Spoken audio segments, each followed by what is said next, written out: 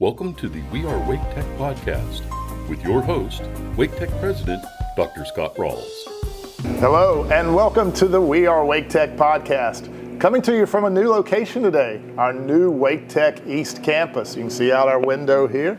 We're excited to be with you and excited to have a great guest today, Dr. Rebecca Berry, who is our Department Chair for Humanities. Got that right? Yes.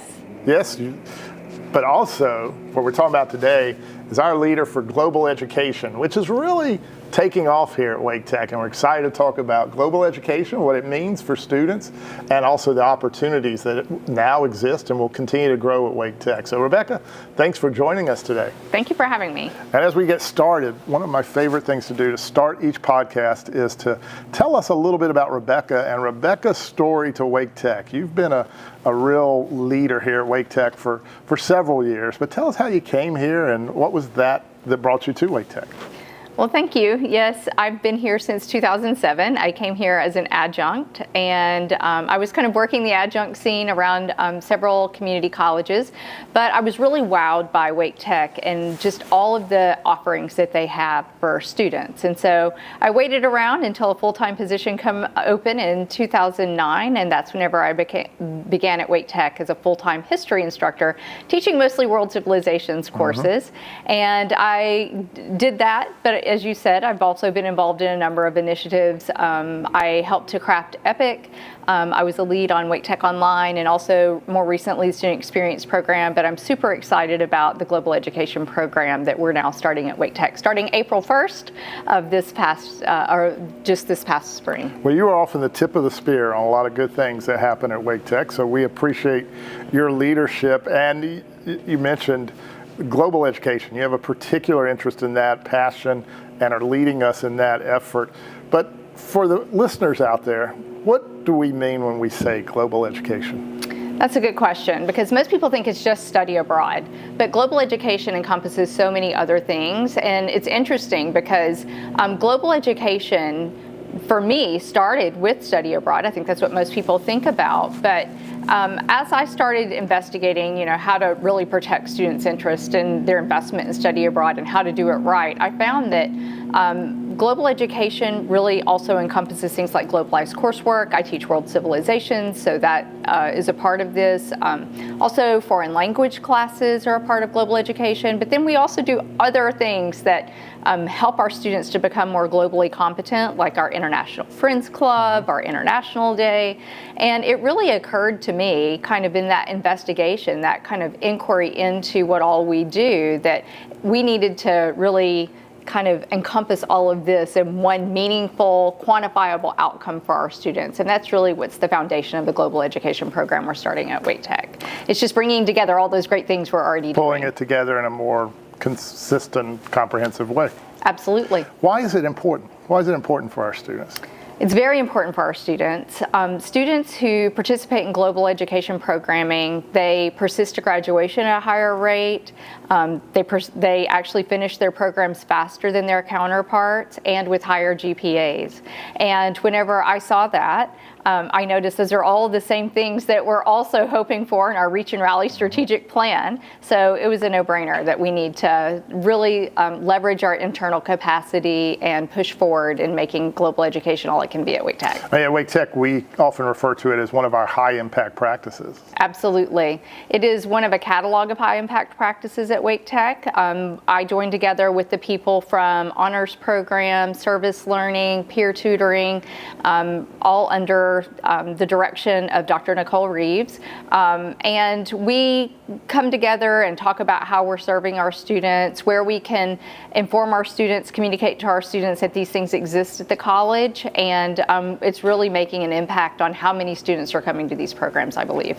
Now, I've told you before, and I'll have to get this out of the way, because for me, global education had a significant impact in my educational journey. In fact, I don't think I would be here doing what I'm doing now had it not been for global education, because when I was in college at the University of North Carolina, I had the opportunity to study, I had a course there in modern Japanese history, became very interested in Japan. It was during the late 80s when a lot of interesting things were happening business-wise.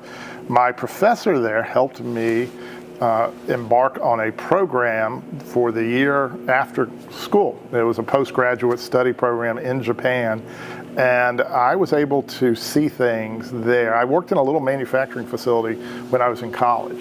And then I went to Japan in the late 80s when robotics were coming about. And I still remember going on a study tour to Yokohama as part of that program and seeing automation for the first time, robotics for the first time. And I remember counting to see, it looked like the same number of workers there that were in my little manufacturing plastics facility, but they were doing entirely different stuff.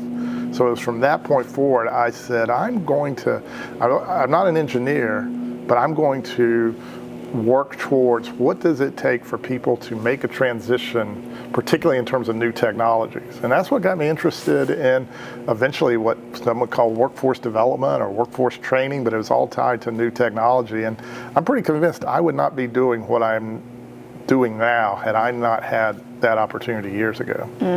I think that's really characteristic of so many people who work in global education. Whenever I went to the Scholars of Global Distinction conference recently, of the liaisons for that program, everyone, as we just sit around during our coffee breaks, talks about their own experiences and how they know how meaningful they were to to themselves, and that's why they engage in this work. And I think that's what those who, like you and myself, I went to Egypt and did on a Middle East Studies grant and did research on Nile River management whenever I was in graduate school, and that's what really kind of lit the spark in me as well.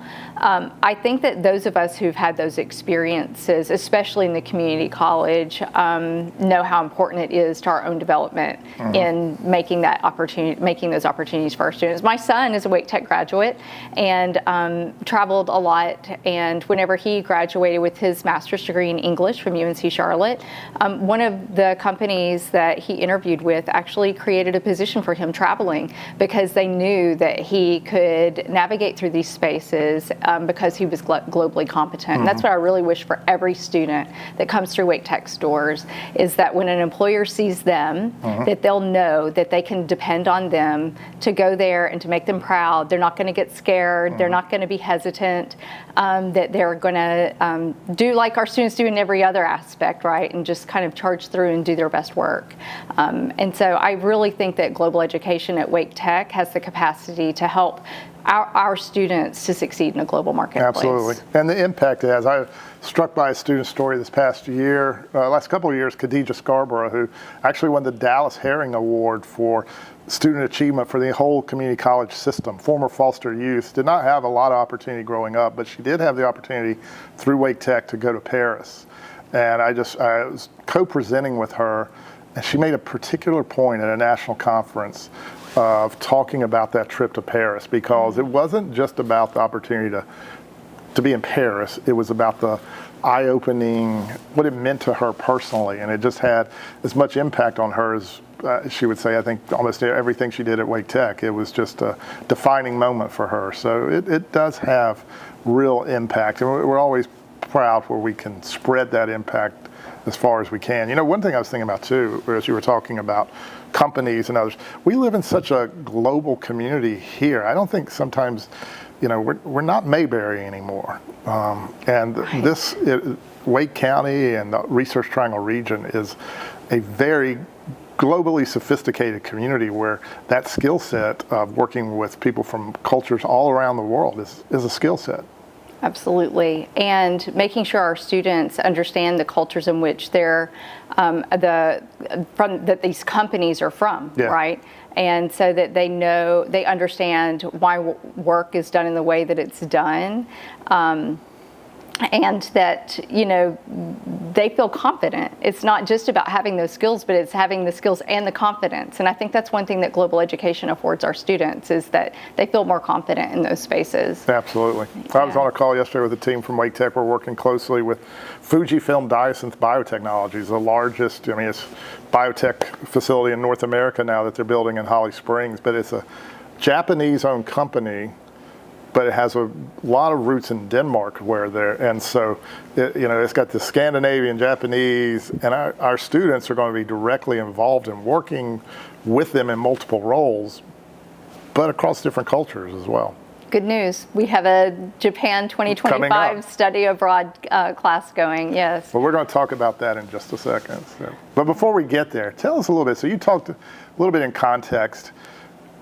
Global education under your leadership in the last year or so has evolved from beyond just study abroad into more of a comprehensive educational approach to have even more impact. So tell us a little bit about where you and your team and the faculty here are taking global education to have more impact. Yeah, it's super exciting. So about a year ago, whenever I was returning from this Salzburg trip, I helped to lead with Jeff Myers last summer. I just knew that we had to leverage our internal capacity, and I was encouraged by Dr. Reeves to apply for an innovation grant or an innovation fund project money. And I did so, and I was awarded this and brought together a team of faculty, staff, and administrators to come together and really talk about what we needed. And some of the things that we determined really quickly were not just the study abroad, because that's where everybody wants to focus because it's super fun, right? But all of the things that we needed to not only make study abroad successful, like policies and procedures. We worked with financial services to develop a process for student payments through the business office, through contracting and such. But we also developed a process by which any faculty can propose study abroad. We just finished an RFP that ended just about 2 weeks ago, and we got 6 proposals for the next year that we will be evaluating and speaking with the deans for making sure that they will offer the classes, and that this is the time to offer these classes. And those will be coming out soon as well. But the Innovation Fund group, the Global Education Committee, we also thought about who we want to target, and it's those students who are traditionally underrepresented in study abroad. And so we developed scholarship procedures, the way that students can apply for a scholarship. We're working with the foundation to gain funds for those students, but then also how those scholarships are distributed, right? That it can make a meaningful impact to a student who otherwise would not be able to go on study abroad. And so we developed a rubric and committees to develop those or to select the students who will receive those monies. Another thing that we did was to think about how students who don't study abroad can participate in global education. And they do so in their coursework, foreign language classes, international business, world civilizations, which I taught for 17 years at Wake Tech. But what we learned was that you need to put them all together in a really measurable outcome. And we started looking for ways for this to happen, and it's already perfectly created in the Scholars of Global Distinction program from UNC Worldview. They say that to get a notation as a Scholar of Global Distinction on your transcript, students need to take 15 hours of courses that are globally intensive. They need to participate in 8 international activities or dialogues, then participate in a 30-hour study abroad or a domestic intercultural exchange, and then to tell people about it in a capstone project. When they do this, then they'll receive a credential, a Scholars of Global Distinction certificate. Actually, UNC Worldview comes to Wake Tech and issues this to our students to say. It's part of like a ceremony. Right, it's a big ceremony. And Wake Tech now will offer a transcript notation to students who do this as well, and a graduation recognition. We want people to know that our students are globally competent, because they are. Are you going to get a cord at graduation? We're hoping, yes. Right. Yes. We will be launching that program this fall, and we'll be flying the plane as we're building it, the Scholars of Global Distinction program. We had really focused on, kind of cataloging everything for study abroad in particular, and kind of our real policies and procedures in the last year. And so Scholars of Global Distinction is the next phase of this, and we're going to be asking students to participate as soon as August. So, that's great. That's great. Well, you've hit on a couple of things I'd like to dig in just a little bit more, but talk about UNC Worldview.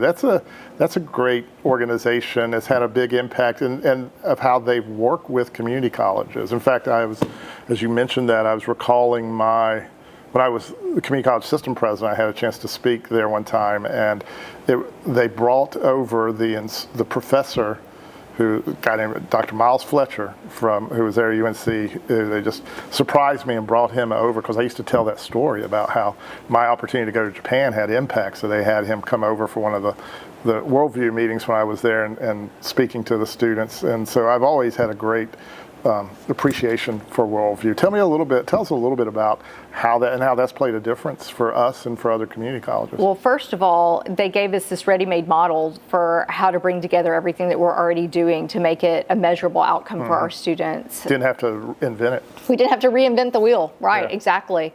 And then also they provided us with a network of support. Training as well, but I want to talk mostly about the network of support. There were so many people who just rushed to our side to say, what do you need to create a global education program at Wake Tech? Dr. Hazel Andrews, who's the director of the Scholars of Global Distinction program, Charlie LaMonica, who's the director of UNC Worldview, the kind of larger picture, and they offered us support. I mean, seriously, gave of us their time without any ask in return to say, let's have a conference call. Have you thought about this? How can you reduce risk to the college whenever you send students there? How can you ensure that students are going to be well taken care of? How can you link your learning objectives of a course to the trip that they're taking? And so they kind of gave us some of those high level things, but then put us into touch with Davidson Davie Community College, who literally they handed us their handbook, their faculty handbook for study abroad, and said, you can use this. And our team met them at the UNC conference last fall whenever Dr. Cox, Jeff Cox, the systems office president, was there kind of conversing with us. And they said to Sarah Wright, the leader of global education now, it used to be Suzanne LaVenture, she's kind of the person who started it all, but said, we borrowed, and one of our people said, no, we actually plagiarized verbatim your handbook. And she said, please do, which we really didn't. We did, maybe it's a little, it could border on plagiarism what we did with their handbook, but we adapted it to our needs. You know, we took their handbook. It's flattery that absolutely. And then, I gave back too. They said, would you come back as a panelist? And so I was just a panelist at their conference recently, and they said, how do you create a global education program from scratch? And so this is the wonderful interplay of 33 colleges now that are part of this UNC Worldview Scholars of Global Distinction program. It's not just colleges in North Carolina, they're also in Florida and in Virginia and West Virginia now. So, it's this great support group for global education, because if we have resources, we want to pour those into our students, right? And so that's what this partnership has really allowed for us to do. That's great. They've been a great support for all of our community colleges in that area. You dropped a few nuggets, so let's drop a few. You mentioned Japan, you talked about Salzburg. Tell us some things that are happening. Where are students? Where are they going? Where have they been? Well, that's the fun part, right? Just to see students' eyes light up. I was fortunate to be able to take a group of World Civilizations 1 students to Rome in March. Oh yeah, I enjoyed seeing those pictures. Yes. What an amazing place to go to Rome. That was just one of my favorite places to recently visit. Yes, the only incident that happened is that many of them got bit by the travel bug, and so now they're traveling again. So some of them really wonderfully are back on trips. There was a trip that just returned from Paris last week. One of my students went back onto that trip to Paris. And those students were led by Dr. Robert Mayhew and Dr. Allison Fox. Is that World Civilization? Those were art classes. Art classes. Yes, and it's interesting because Dr. Mayhew used to live in Paris and dreamt one day of teaching students in the Louvre, and now Wake Tech is making that a reality for him. So that passion that he brings to it. The students on the trip were actually texting me while they were, because they still have my WhatsApp from our trip to Rome, are messaging me with pictures about their trip. So it just is really exciting to see how it's lit a spark in them. We also have students going to Salzburg. We have an international business class going back to Salzburg. That's and that's Jeff been Myers. that's always been kind of a a Wake Tech location because of Jeff. Yes, right? Jeff Myers has been leading that trip since 2015. Phoebe Meyer, the director there, has been very supportive of bringing Wake Tech there. Last year, we had business classes, my history 2, World Civ 2 class in Salzburg, and an accounting class there. And now this summer, just actually this weekend they're going, we have baking and pastry arts with... I hear Carolyn's getting ready to go. Yeah, Carolyn is very excited to take students there. And then Jeff, of course, is going back again. And some of the students from other trips are actually going again. And so it's exciting to see that, and I will say, you might say, oh, well, these students must be very affluent. We had students who were working 2 jobs to afford these trips. That's just how passionate they are about leading the trips. We had a student to come back from Rome to start a Global Connections Club so that all the students who have been on study abroad can tell the students who are going on study abroad what to do or what not to do. We had a student to take only 1 pair of boots that were brand new. She intended to break in on the trip in Rome. And she said, I have to tell other students never to do that. That's a lot of walking. Yeah. She bought a pair of tennis shoes on the trip, yes, because it's a lot of walking to do. But we just also finished up that RFP process for proposals for study abroad trips to be led in 24-25. And so Denise Barton's Japan trip was already approved because she's recruiting over the course of 2 years. That trip's a little expensive for some students, and so it gives them a lot more time to pay for it. So and what is the academic program type? But that is Business 110 okay. that she's leading there. So it's also very important for her to get students who are in their first year at Wake Tech, because that's generally when you take Business 110. But then when we finish our RFP process, we should know round about the first or second week in July what trips will go out this fall. We're going to, of course, have more information about those trips that have been approved for students to sign up for. Yeah, we have a website. It's global.waketech.edu. So that's where those will be announced, and we'll also have them on our Instagram and probably the school's website as well. Yeah. Yeah, as you've been talking, we have a new tagline that we've used in some of our advertising this summer. Expect the unexpected. Yes. That sounds like now with global education, I wouldn't expect that perhaps at Wake Tech or community college, but it sounds like you are making it something that students can look towards and anticipate and expect to a certain extent. Well, thank you. I will tell you, it's been a team effort. It's the entire Global Education Department or committee, all of the administrators who are supporting it. Dr. Gabby McCutcheon, my provost, is overseeing most all of this work very generously. It's been a team effort. I think we want to make it the expected for Wake Tech, but you're right. Whenever people see, when we had on our Wake Tech t-shirts in Rome, we saw students from another university in the area, and they said, are you from Raleigh, North Carolina? Oh, really? Like Wake Tech? It's Wake actually Tech? here.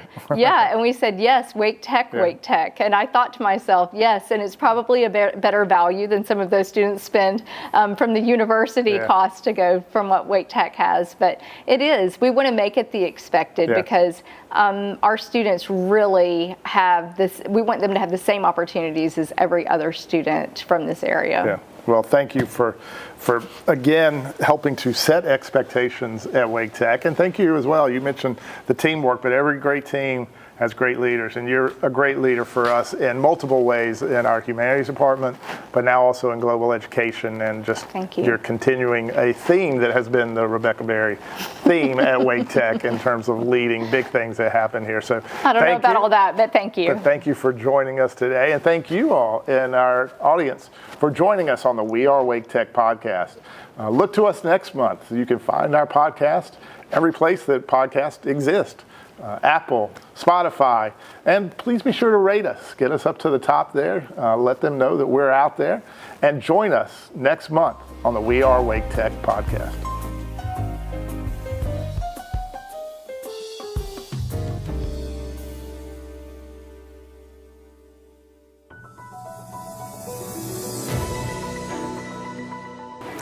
I'm Joshua McKinney with your Wake Tech News Update. More than 1,600 graduates turned their tassels, posed for pictures, and celebrated with friends during Wake Tech spring commencement exercises at the Scott Northern Wake campus. 3 ceremonies were held in the gymnasium. Families and friends watched with pride as graduates ranging in age from 16 to 74 walked across the stage to receive degrees and diplomas. More than 100 graduates opened new doors to opportunities when they earned high school equivalency credentials. Students in adult high school equivalency preparation, and high school equivalency programs were honored in a graduation ceremony at Wake Tech Scott Northern Wake campus. 19 Wake Tech graduates are poised to do extraordinary things at North Carolina State University as Goodnight Transfer Scholars. The prestigious Goodnight Scholarship is valued at $23,000 per year for up to 3 years. This is the largest class of Wake Tech graduates to join the Scholars Program. Wake Tech President Dr. Scott Ralls is proud to announce 2,092 students made the honor roll for spring 2024. 855 full-time students earn a place on the president's list with a grade point average of 4.0, while 1,237 full-time students made the dean's list with a GPA of at least 3.5. Congratulations. There's an exciting new career opportunity in the fast-growing field of electric vehicles. Wake Tech is leading a statewide pilot program to train technicians in the installation and maintenance of EV charging stations. The college will launch the first electric vehicle supply equipment field technician certificate course with the goal of replicating it across the state of North Carolina. The accelerated 6-week non-degree course will be a hybrid of online and hands-on instruction. This is the first program of its kind in the country. Wake Tech and Campbell University have formed a partnership to provide Wake Tech graduates with a guaranteed pathway to a bachelor's degree. The Campbell Assured Admissions Program offers currently enrolled Wake Tech students admission to Campbell upon graduation. For complete details, visit news.waketech.edu. And finally, Wake Tech is pleased to announce that Dr. Demetria Harding has been selected to serve as the new provost of the Perry Health Sciences campus.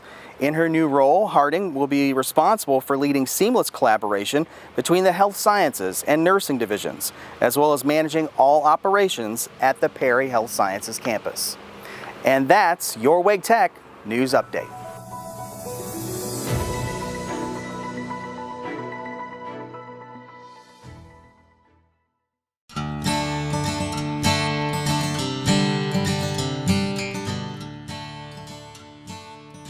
Hi there, I'm Mark Smith. I'm one of the electric vehicle instructors here at Wake Tech at the Hendrick Center. We're going to go over some tips to summarize your vehicle, including a few extra tips for summarizing your hybrid or electric vehicle. One of the first things in getting your vehicle ready for summer driving is to make sure your tires are properly inflated. One of the other things to look for is, do you have any extra wear in your brakes? And in this vehicle, and most newer vehicles, you can actually see the brake rotors and you can see whether they're uniform condition or whether any grooves or pits. And a little hard to see whether the brake pads are having a problem, but if you see grooves or any kind of a non-uniform surface on those rotors, then it's time to get them looked at. So one of the other major things to take care of is your windshield wipers, both front and if you have them in the rear. And there are windshield wiper blade sharpeners. And they go for about $20. Used to be very common to do that, and now that windshield wipers have gotten so expensive, those sharpeners will work usually twice at max. And so the second time you use it, you've paid for the tool. And then under the hood again, batteries. Take care of your batteries. Summer is a great time to clean the terminals. Now this one is a fairly new vehicle. It's one of our fleet vehicles here from GM. And you can see these terminals are nice and clean. That's the negative terminal back here, and that's the positive. If you have any corrosions on your terminal, it only takes a 10 millimeter wrench or a 10 millimeter socket in a few minutes. Well worth your time to do that, to pull these off and pull the negative off first, clean it, pull the positive off, clean it, put it back on. There are some tips if you do have a newer car, if you want to keep from having to have to reset anything. There are some tips on how to keep the connection while you're cleaning the terminals. So you've also got your fluids that are usually in the engine compartment. So we've got brake and power steering fluids here. Those typically aren't consumed, so they'll slowly go low because of slight leakages in the system, just to check them and make sure that there's some kind of an indicator line or some kind of a equivalent to a dipstick to tell you how much to fill it. Those are important to keep topped off at the right level and no more than the level showed on the container. And then windshield washer, which now that typically they hold almost a gallon, pretty close to a gallon or a gallon. And keeping these topped off in the summer, having a sudden summer rain where maybe you're on a muddy road, sure is good to have some windshield wiper fluid in there. And last in here, but definitely not least, oil. Make sure you've got your oil here. Now, some of these, the actual place you put the oil and the dipstick are located really far apart. Dipstick's on the other side. But make sure you don't top off to higher than the dipstick. And if you are adding oil to an engine that's just been running, definitely don't add it to higher than the dipstick. So right now this is right at the level of the full indicator on the dipstick. And that's really where you want to keep it.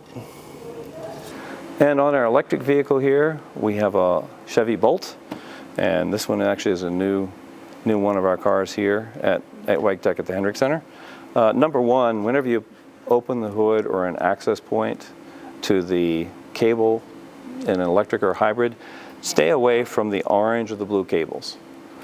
Now, when the power is not on, we don't have the ignition on, then those are not live. But still, stay away from them. That's where the high voltage is.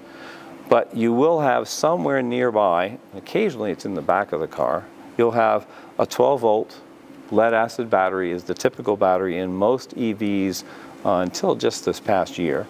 This is just a 12-volt starter battery from GM. Same maintenance as you would have on the internal combustion engine of the Denali we showed earlier. So again, keep the terminals clean, same process. If you are going to clean the terminals, I mentioned before, you can look up videos on how to keep a jumper wire connected. When you pull these off, you can keep a jumper wire on both of these so that you don't lose any of the programming in the electronics. And then the other area here, we have the same type of fluids that we have on internal combustion engines. Some of them wind up in nooks and crannies because there's not usually as much space in the front of an EV as there is in a full-size internal combustion engine vehicle. But all these need to be maintained. There usually is an extra one here for cooling, and the coolant then is for the electronics here. So we have cooling for electronics just like we would have cooling for the internal combustion engine. We don't have the same kind of a radiator, but we do actually have a fan here that is cooling. Some of here we have a standard air conditioner from a car. And again, windshield wipers and windshield wiper fluid, same as you would have in an internal combustion engine car. Well, thank you all for joining us. I hope these tips help you in your summer driving experience this year. So stay safe and look for more tips coming from the Wake Tech Hendrick Center.